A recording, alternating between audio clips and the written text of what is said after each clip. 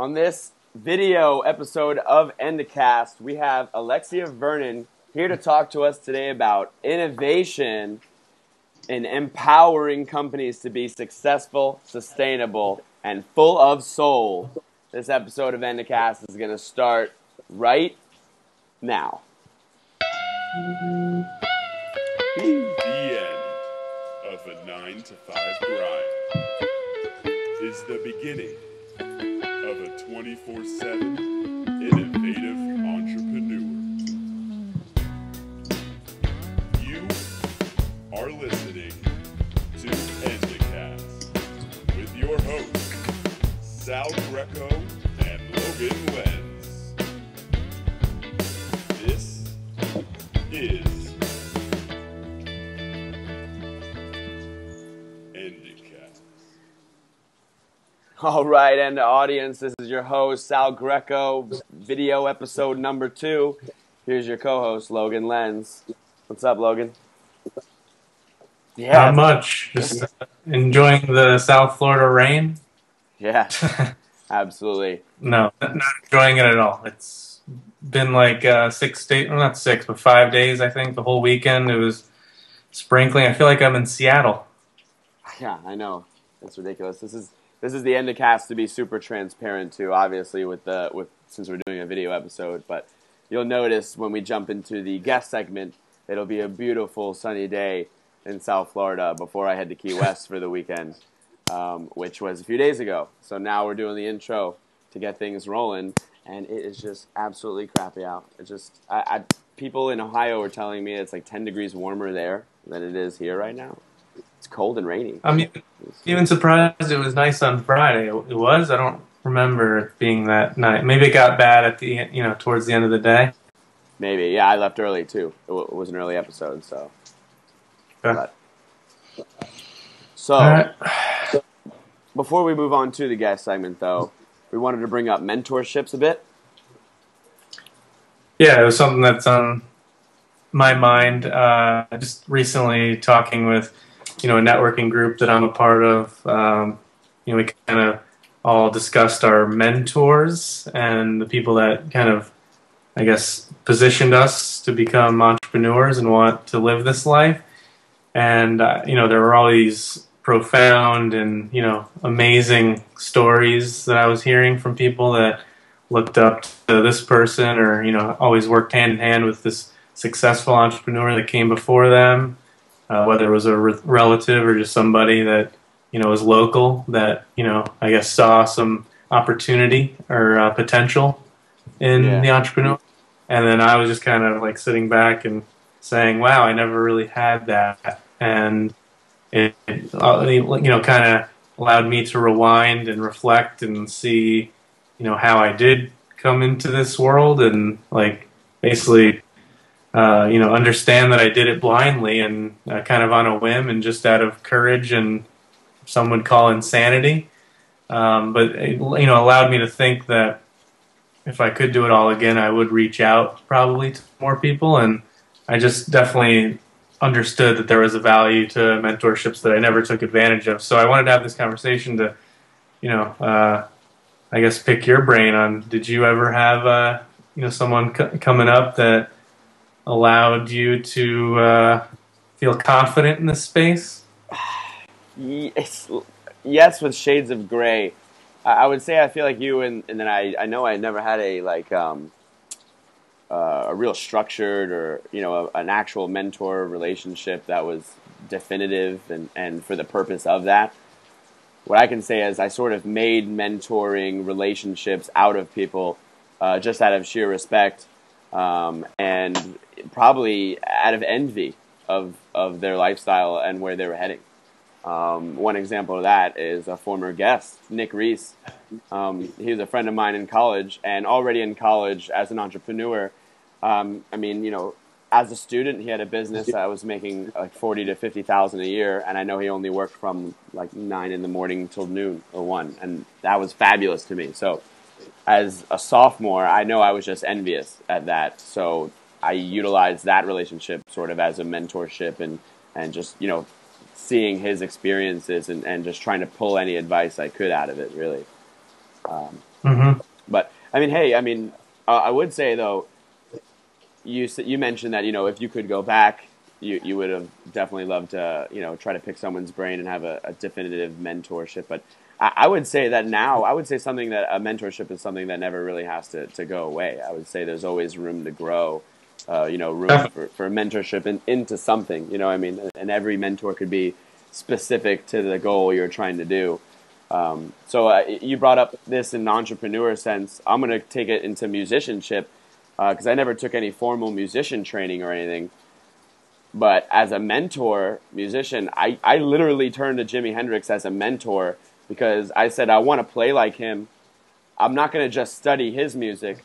I'm going to try to learn what he studied to play then like him. So I would read his autobiographies or not but read biographies and do as much research as I can to find out that, when he was from like 12 to 18, he was learning Muddy Waters music and T-Bone Walker stuff. So then I went and did the research and I learned those songs to then, pull out where he'd be. So, and spinning it, not entrepreneurship, but, looking for who has done it before and what experiences help them, do what you want to do.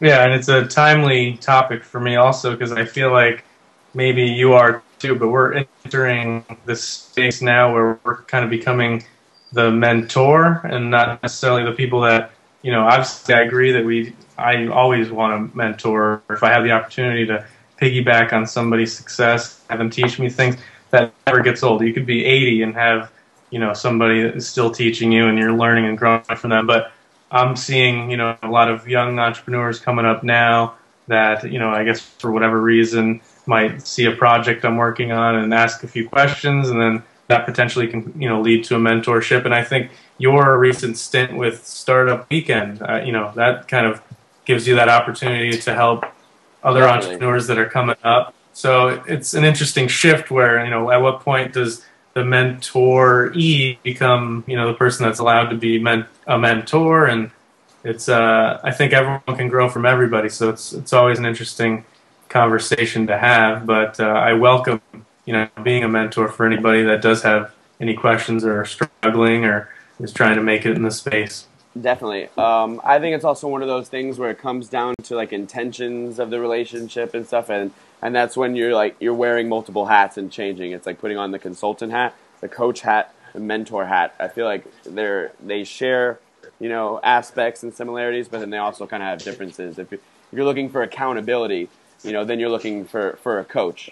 You're looking for someone to give you deadlines and to hold you to something and stuff like that. Where a mentor, I would feel, is more of someone that you just really want to know from their experience and try to like learn from their mistakes rather than make them your own. Even though you're going to make your own mistakes, but obviously it helps with someone who's already made them before you. So to conclude, I did just write a little excerpt on this topic for the YEC. This is awful that I don't remember which outlet it was for or which publication, but I'm sure you can find it on my Twitter. But I mentioned SCORE, and that's kind of what I wanted to highlight here, is that if you are an entrepreneur that is looking to start your first startup and you don't know who to turn to, definitely find your local SCORE. SCORE is it's basically a nonprofit that exists to help people like you in your local community, and it's all made up of retired executives, people that have an amazing track record and dossier under their belt, and they're willing to give their experience for free and just kind of help you, give you advice, and help you lay out your business. So it's an amazing resource. Definitely Google SCORE, and that's maybe your first step into at least taking some action and figuring out your direction to take as an entrepreneur. Yeah, that's funny. And I'll end that with this is actually some advice I gave to just a friend too, and just helping her as she's interested in changing her career path, getting into something more that she's interested in. And the one thing, she was pointing out is being an art curator. So my advice to her was, you need a mentor who's done it. I said, the first thing I would do before taking any classes or enrolling in any sort of school or doing anything is find someone you can look up to that's already gone through the path or that's already in the position you sort of want to be, and then just ask them and go to their office and just say, hey, I really want to be doing this. I want to be going down this path. What would you have told yourself 10 years ago? What would now? What would you do now if you were going to get into being, an art curator? What's the sort of path? And then offer that person lunch or something. Offer that person some coffee, or offer to come once a week and help them file papers or do some office work or something. As to let yourself, let it known that you're out there, that you want to be just doing. That's what I did with Endagon. That is. That's what I told her. I said, that's exactly what I did with Endagon. 2008? I had no idea what was going on in the social realm. I literally met you in the UCF area, and I came in and just said, hey, I wanted to help out. I did free work for like a year and a half or something, just to find out what's going on in the industry, and just exactly that. Yep. So, yeah, that allows you to learn firsthand and takes you places, you meet new people, and just put yourself out there if you have the ability to do so. Yes, everyone's got a full really plate. Everyone's got a full plate. Who wouldn't like some extra help? So if you're looking, for a mentor, find someone you emulate and or want to be like and want to be in their shoes, and just offer them help. Offer them help, and they'll give you learning in return. Absolutely. Perfect. Sweet. That's great. All right, let's end this, and I'm going to jump into that guest segment now. So I'll talk to you later, Logan. All right. See ya.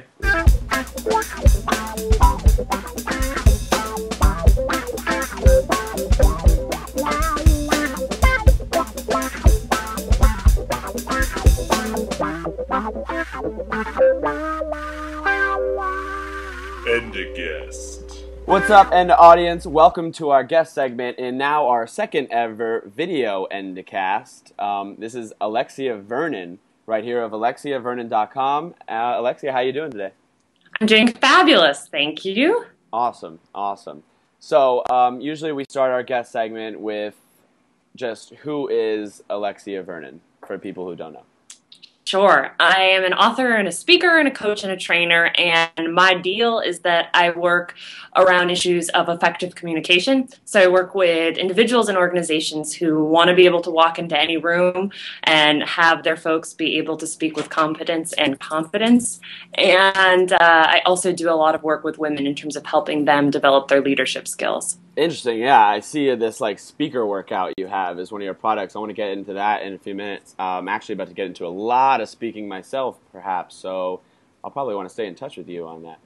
Sounds good. But I love your tagline. It's empowering people to build careers and companies that are successful, sustainable, and full of soul. So please talk about that for a minute.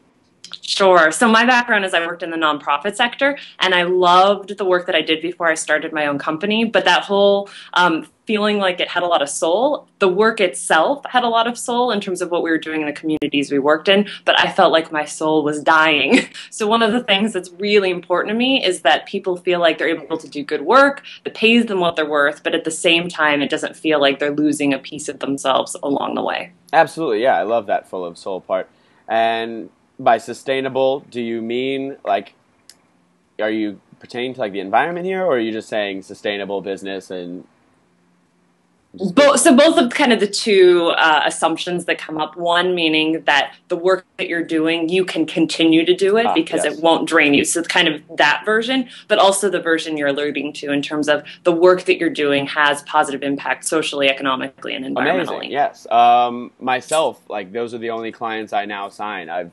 I've sort of segued myself from, about a year ago, freelancing and just taking any client you would, right? Because when you start, you can't be picky. But now I'm really happy with my surfer lifestyle site. I've gotten some amazing companies in the surf industry that are all socially conscious or environmentally conscious. So either a part of every T-shirt goes to some sort of foundation, or the company in general is just 100% organic, company. Just everything is organic cotton and everything like that. So it's really exciting. It's exciting times.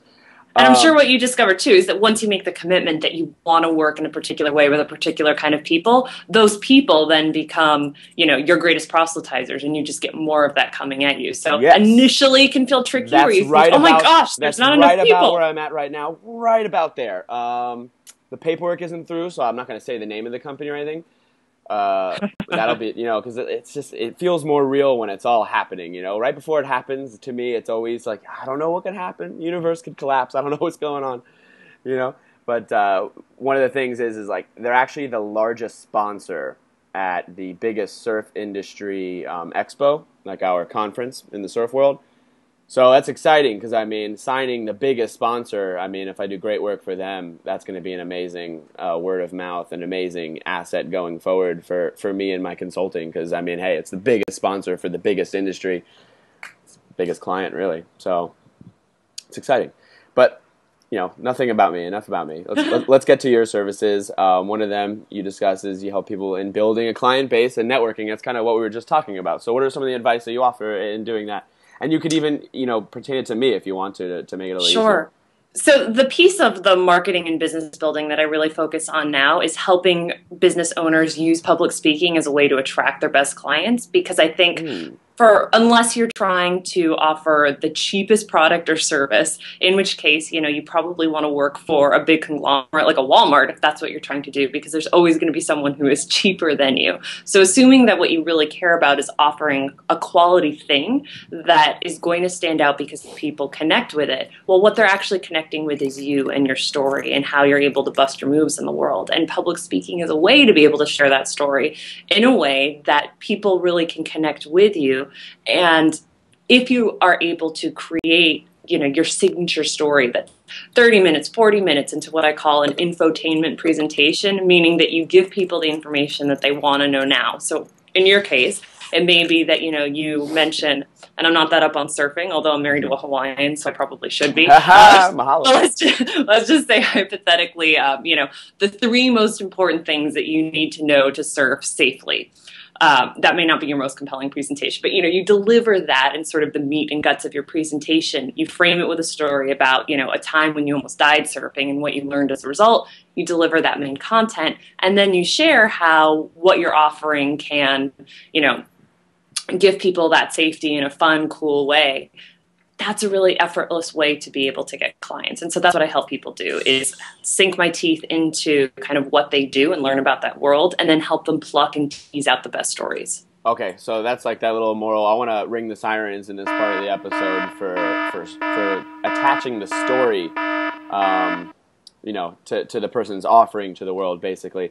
I'm going to hit on like that client that I was just speaking about. Obviously, they're a huge, you know, not necessarily a huge company yet, but they have a lot of resources. They got to really, you know, they have money.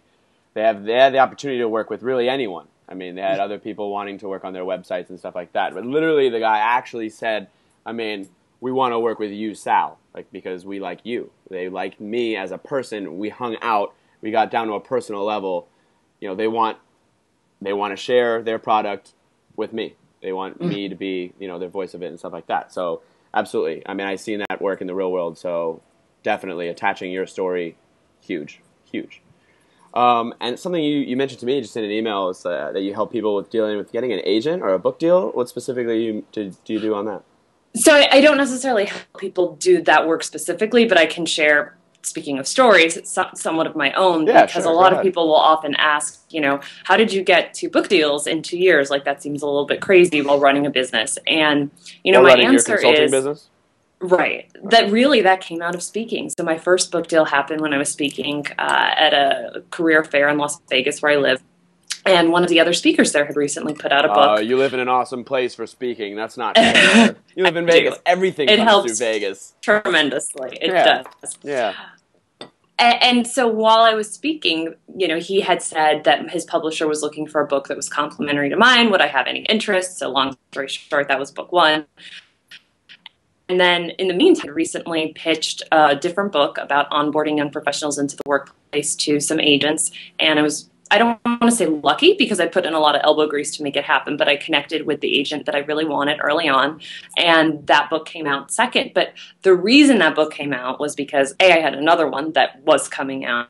But B, more importantly, I was putting myself everywhere to speak, so they knew that I could sell books. And that's one of the other benefits of using speaking to build your business, is that if you have an aspiration to speak and to write and to be on TV, it all works hand in hand. But one of the easiest places to start is with the speaking, because everybody is looking for good speakers with good content who can entertain an audience. Absolutely.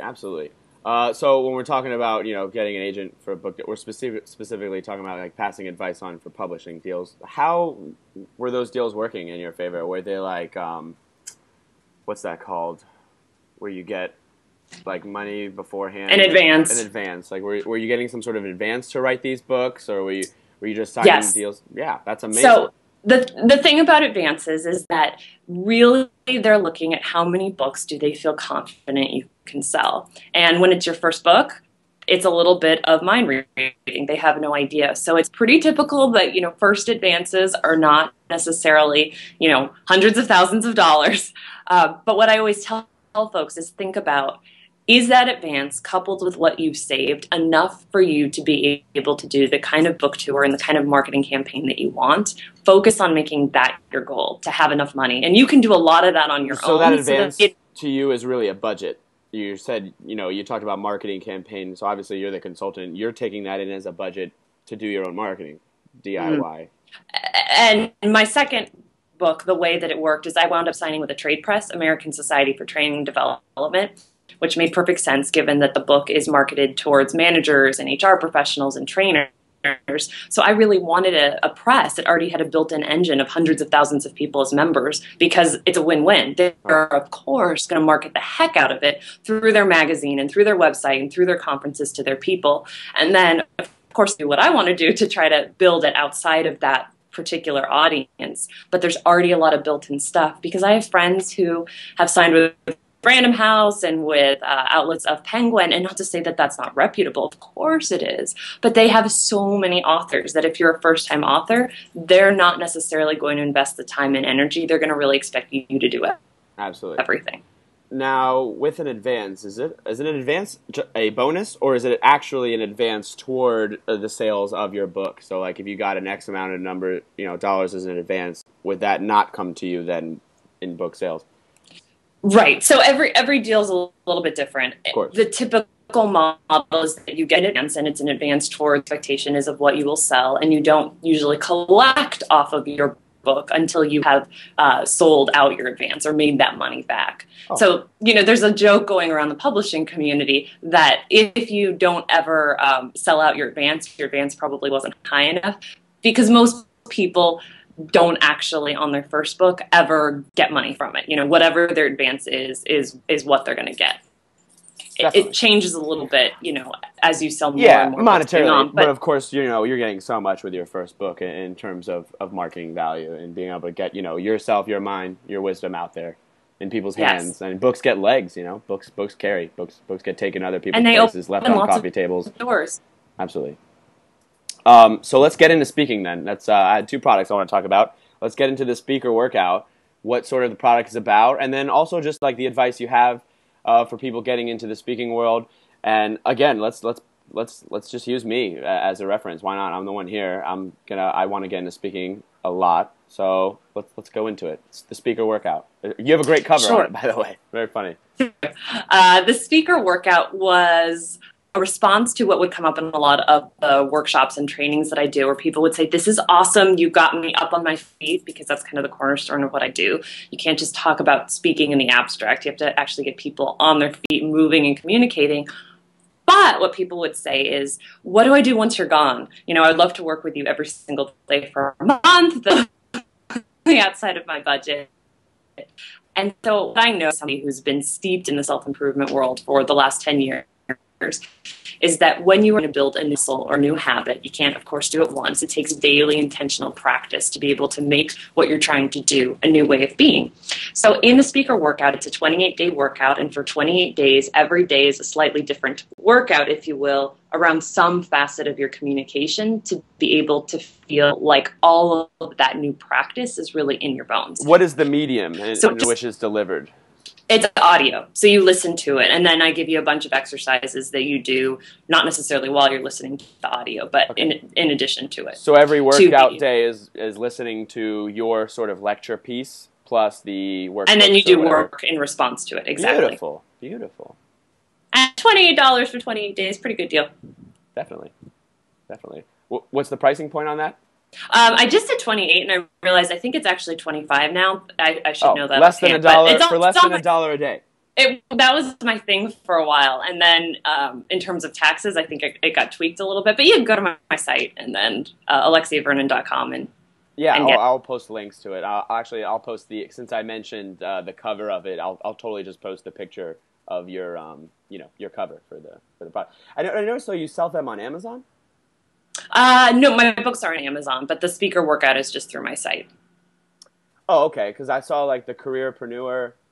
That's my book. My first book was They have called like Amazon sort of buttons. I guess right. maybe the other one didn't. I didn't see. Okay. That's okay. It had a button just to purchase it, and then it gets sent to you. Gotcha. One of my genies makes that happen. Yes. So you sell all of your books through Amazon?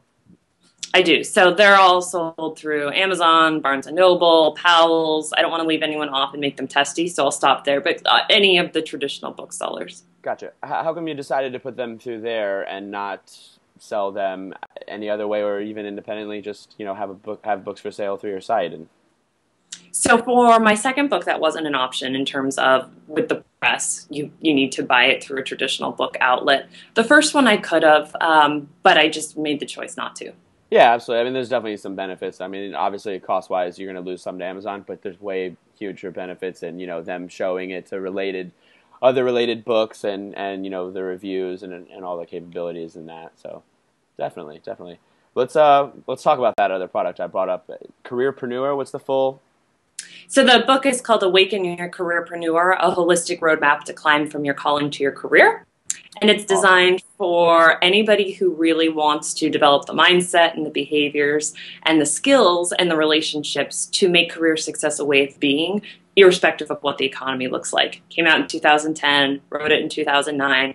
And it's not about finding a job. It's not about starting your own business. It's really looking at, as I said, all of those different things that need to be in place so that you can be resilient in the face of whatever shows up and know that you have a clear way to be able to monetize your value.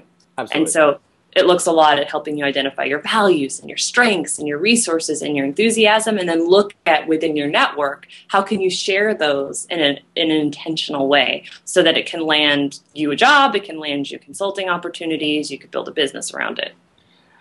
I don't know how to bring up the next point, so I'm just going to kind of like speak hodgepodgely. I don't know. It's like, how do you feel about people, though, who can't say they can focus their career into one specific thing? What if they're, more all over the place? What if there's a few things that interest them for their career? What can you go about telling them? So Marie Forleo, who's a brilliant self-improvement business development person, coins this in a really interesting way, so I'm going to borrow it from her affectionately. She calls it being a multi-passionate entrepreneur, but I think you can also be a multi-passionate careerist. Yes. I've heard that you have multi-potentialite. That's a fun word.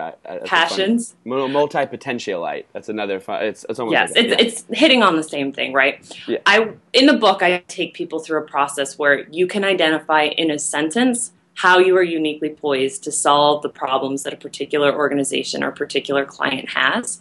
And that, to me, is what it's about, that you don't necessarily have to have just one thing you do, but for each thing you do, you can hone it into one discrete sentence. So if I'm working with people in public speaking, my sentence is, I'll help you walk into any room feeling confident and competent. Like, that is what I do. When I'm working with organizations, I do a lot of work around onboarding young professionals into the workplace.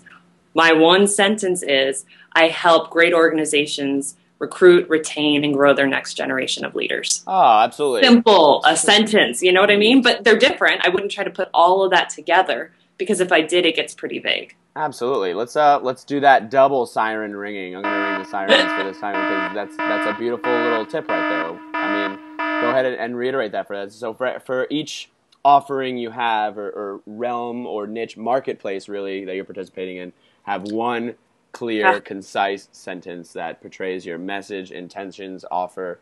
And keeps the focus on the person you're trying to work with. So it shows keenly that you understand their problem and that you're uniquely poised to provide that solution. Nice. I'm going to make a note on that. Keenly. That you understand their problem, and what would you say? And that you know how to provide the solution that they need. Perfect. I am going to make the note on that on the blog post about this episode.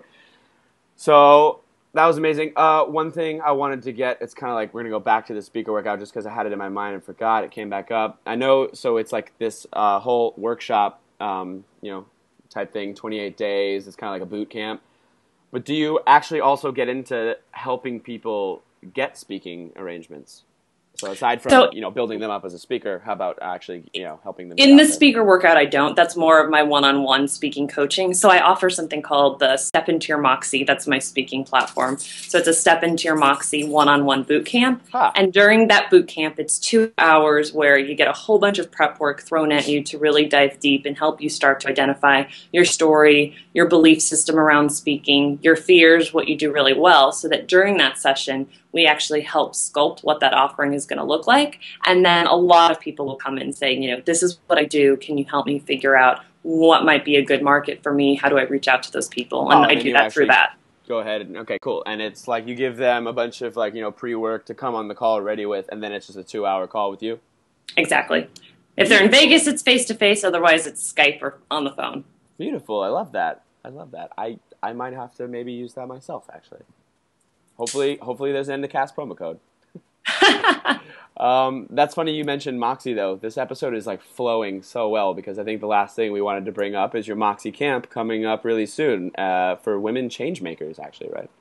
Yep, it's going to be in New York, June 29th through July 1st, and I'm incredibly jazzed, not only to be producing the event, but just because the people that I've assembled are amazeballs, for lack of a better word. Amazing. There are women who are leading organizations at the cusp of social change. There are other coaches. There's people who are doing amazing marketing and PR work for some of the most sustainable brands.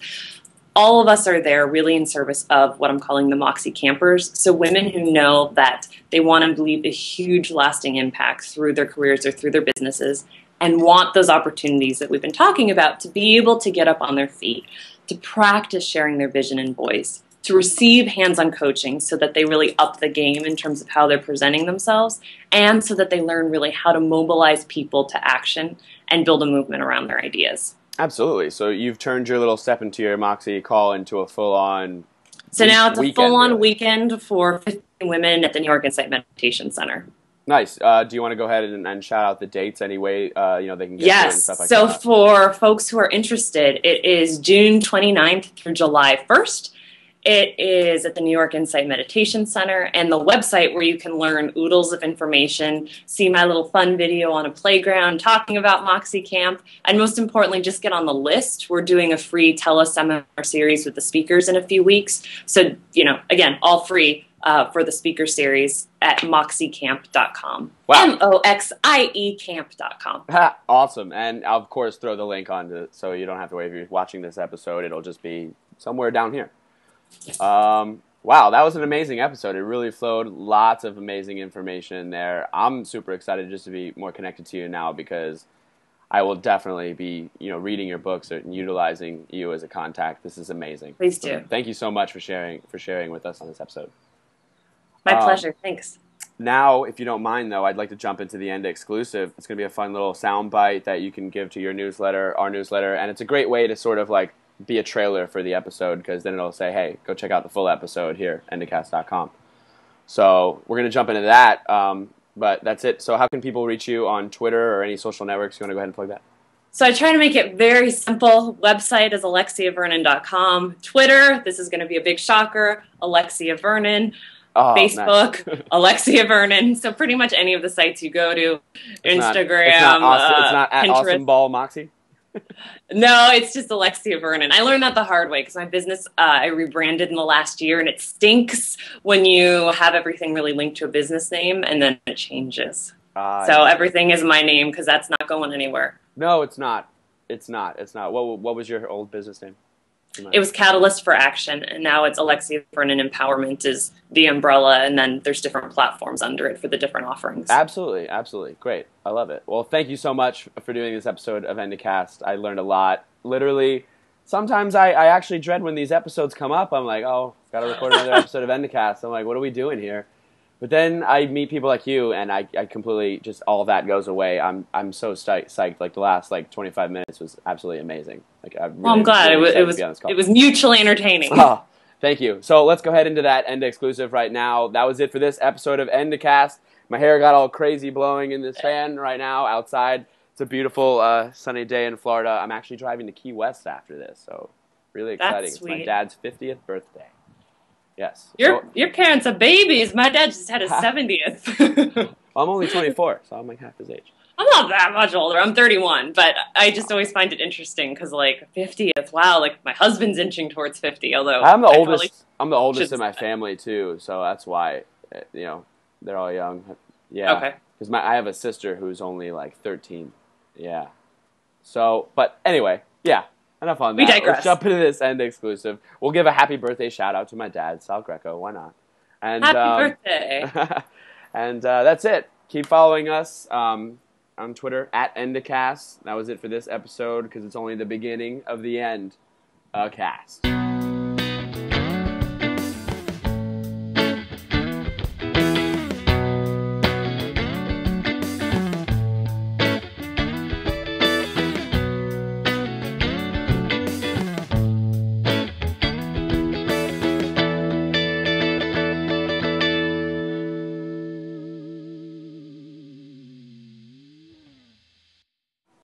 Bam.